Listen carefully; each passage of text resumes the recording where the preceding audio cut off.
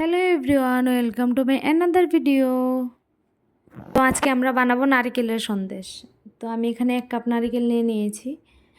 তো নারকেলটাকে চালিয়ে নেব। এখন লো ফ্লেমে একদম সময় নিয়ে ভাজতে হবে, যতক্ষণ না নারকেলটা একদম ঝরঝরে ভাব হয়ে আসছে। আসলে এই নারকেলের সন্দেশটা বানাতে অনেকটা সময় লাগে, খেতে যেমন ভালো লাগে সময়ও অনেক বেশি লাগে, কিন্তু ধৈর্য নিয়ে বানালে যখন খাবেন তখন বুঝতে পারবেন যে এটার টেস্ট কীরকম।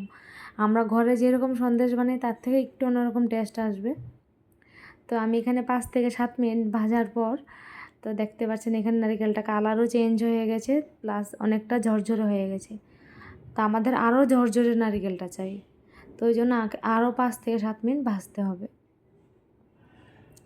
একদম লো ফ্লেম থাকতে হবে, গ্যাসটাকে বাড়ানো যাবে না, গ্যাসের আঁচ বাড়ালে নারকেল জ্বলে যাবে। তো আরও 5 থেকে 7 মিনিট ভাজার পর আমাদের নারকেলের কালারটা চেঞ্জ হয়ে গেছে, প্লাস একদম ঝরঝর হয়ে গেছে। তো এখন আমি গ্যাসের ফ্লেম বন্ধ করে দিয়ে চালাতে থাকব। গ্যাসের ফ্লেম বন্ধ করে যদি রেখে দিন তাহলে কিন্তু লেগে যাবে। তো যতক্ষণ না একদম ঠান্ডা হয়ে যাচ্ছে, আমি দেখুন হাত দিয়ে ধরতে পারছি, ততক্ষণ আমি জ্বালিয়ে নিয়েছি কিন্তু। তো এখন একদম ঝরঝরে হয়েছে। এখন আমি এটা মিক্সিতে একবার চালিয়ে নিয়েছি, তো এরকম হয়ে গেছে এখন, মানে আগের থেকে প্রায় মনে করেন অনেকটাই এখন আরও একদম পাউডার ফর্মে চলে আসছে। তো আমার হয়নি যেরকম আমি স্ট্রাকচারটা চাইছিলাম, তো ওই জন্য আমি আবার একটু ভেজে নিয়ে আবার মিক্সিতে ঠান্ডা করে চালিয়ে নিয়েছি। তো এখন দেখুন একটা ক্রিমি ভাব চলে আসছে। তো একটু চালিয়ে নেব চুলায়, ফ্লেমটা একদম লোতে রাখতে হবে। কালারটা আরও চেঞ্জ হয়ে গেছে, কিন্তু এখানে খেয়াল রাখতে হবে জলে যেন না যায়। কালার চেঞ্জ হবে অল্প, এই এই এতটুকু পর্যন্ত হতে পারবে কালারটা। তার থেকে আরও যখন কালার মানে ব্রাউন হয়ে যাবে তখন কিন্তু জলে যাবে। যখন আপনি দেখলে না বুঝতে পারলেও কিন্তু যখন খাবেন তখন কিন্তু বুঝতে পারবেন। তো এখানে আমি 2.5 চামচ মতো চিনি দিয়ে দিয়েছি।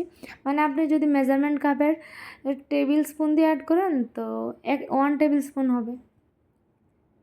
তো এখানে চিনিটাকে আমি অল্প মিশিয়ে নেব। চিনি মেল্ট হতে দেওয়া যাবে না, চিনিটা যদি এখানে মেল্ট হতে দিই তাহলে জ্বলে যাবে। তো এখানে আমি যেই কাপ দিয়ে নারকেল নিয়েছিলাম ওই কাপ দিয়ে আমি 4 কাপ দুধ নিয়েছি, নিয়ে দুধটাকে একদম গাঢ় করে নিয়েছি, মানে 1 কাপ করে নিয়েছি। তো ওই 1 কাপ দুধ এখানে আমি দিয়ে দিয়েছি। এবার ভালোভাবে মিলিয়ে নেব।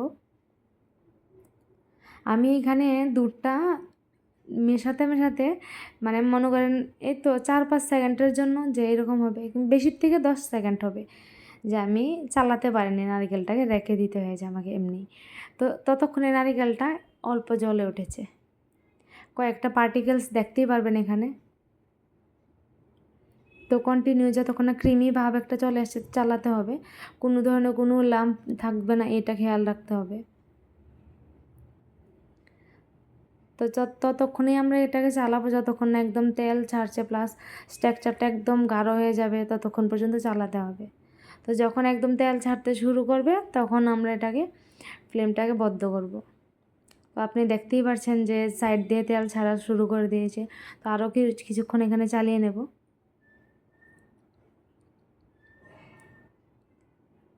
অনেক ধৈর্য নিয়ে করতে হয়, সময়ও অনেক বেশি লাগে। তো দেখে বোঝা যাচ্ছে এখানে যে তেলটা একদম ছেড়ে আসছে। তো এখানে আমি ফ্লেমটা বন্ধ করে দিয়েছি, কিন্তু তারপর আবারও চালিয়ে নিচ্ছি যতক্ষণ না একদম ঠান্ডা হয়ে যাচ্ছে। মানে আমি হাত যতক্ষণ না দিতে পারবো ততক্ষণ পর্যন্ত এটাকে চালাতে থাকবো। যখন হাতে সহ্য হবে তখন আমি চালানো বন্ধ করে দেবো। তো কন্টিনিউ চালাতে হবে গ্যাস থেকে নিচে নামিয়েও।